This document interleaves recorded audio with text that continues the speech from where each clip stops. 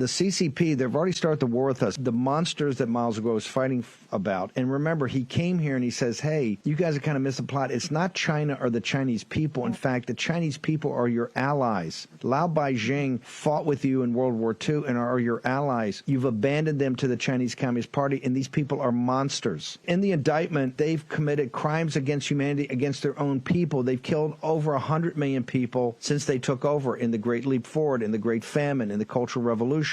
And they've killed 400 or 500 million babies in the womb by forced abortions. Give us your sense of the monstrosity that is the Chinese Communist Party against the Chinese people, ma'am. The Chinese people are the biggest victim of the Chinese Communist Party. Since the CCP took over of China in 1949, they literally killed more than 100 million people during the non-war time. And not to mention the Tiananmen massacre and the crackdown on the underground churches and Catholics, the Tibetans and Uyghurs concentration camps. And also about the CCP has been expanding globally. They set up over 100 secret police stations over the world. And there was one in New York City. And like you just mentioned, the Eastern District of New York arrested two men who were responsible for setting up the CCP police station. The two men got a bailout instantly. And also there's another indictment against the 34 officers working for the CCP's Ministry of Public Security. They're the ones who are incite hate and racial divisions in the United States of America to silence CCP enemy number one, Mr. Miles Guo, and the movement that he created. And I want to applaud and commend the first U.S. sitting congressman, George Santos from New York. He's the first U.S. elected official who visited the NFSC home base yesterday. And he said, I'm committed to work with the Chinese people to take down Xi Jinping, to take down the Chinese Communist Party. We're going to free the 1.4 billion Chinese people. So we applaud that. We're asking for more congressmen and senators. The United States of America start treating the CCP as a transnational criminal group. It's not a government. They're not representing the Chinese people. And start working with the new federal state of China, founded by Mr. Miles Guo and Steve K. Bannon, to fight the CCP and to eradicate the CCP from the face of the earth. The arrogance of the CCP to put police stations in areas where there's Chinese that have fled the CCP in the Chinatowns throughout the country. This is the arrogance of the CCP. They do not care about American sovereignty. In fact, what they want to do is destroy American sovereignty. I don't want to say the CCP does not care about American people. I like to ask,